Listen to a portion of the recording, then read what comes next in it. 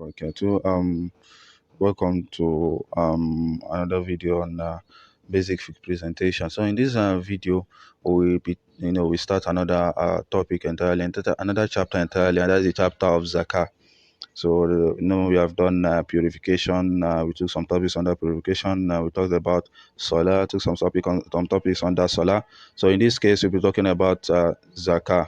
So and we take some topics as well under zakah. That is, zakat simply means alms giving charity and the likes. So we define zakat. Let's define zakat. Zakat is a term that refers to the giving of a due portion of wealth with specific conditions to specific people. Giving of a due portion of a person's wealth, there's a due portion, not just any portion, there's a due portion in the Sharia of a person's wealth with specific conditions to specific people, not just anybody, but to specific people that will be mentioning later. So basic ruling is one of the things we discuss, and that is compulsory. It is compulsory, that's the basic ruling. Conditions for compulsion. All the conditions for compulsion, we discuss that. We discuss the types as well, and the types will be, the longest discussion under this chapter. We discuss a lot of things under the types. So then you take a couple of videos. Then last we talk about payment of zakah, and that's what we'll be talking about under zakah. So let's start straight away. Let's talk quickly on the conditions for compulsion. The conditions for compulsion are many, or there are about 4. So Islam, that is for every act of worship, Islam, a person has to be a Muslim, and that is normal. So, and also liberty, a person has to be free and not a slave. Liberty or freedom. So it's one of the conditions. The person does not have to be a slave. If a person is a slave, then zakah is not compulsory upon him, because in the case of slave, what he and his property belongs to the owner or the master. So there's no point paying zakah. So conditions: continuous possession of nisab, continuous possession of nisab. Nisab is the meaning of nisab is the amount a person's wealth has to get to. Not necessarily money, it could be other things that a person's wealth has to get to before zakah becomes compulsory on him. So the amount he gets to, not just any amount, not just not everybody that possess something. So the amount it needs to get to before a person performs this zakah.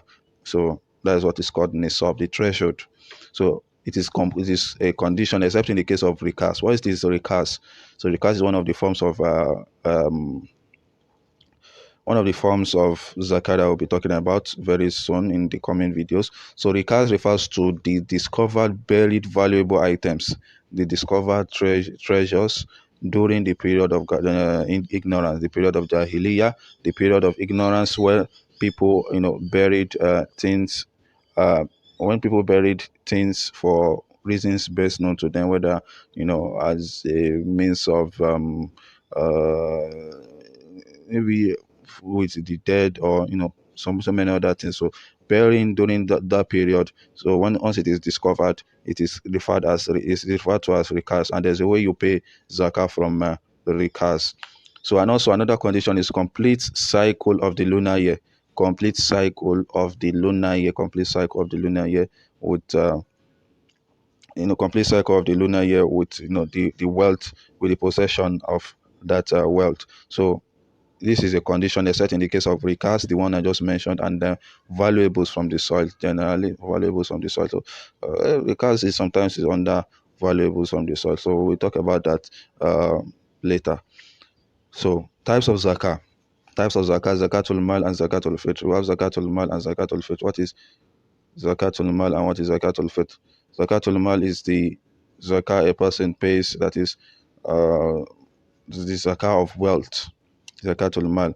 So, and this is the longest part of this topic. So, and thus after that we talk about zakatul fitr. So zakatul mal, we talk about some things, so many things on that. Then after that we go to zakatul fitr.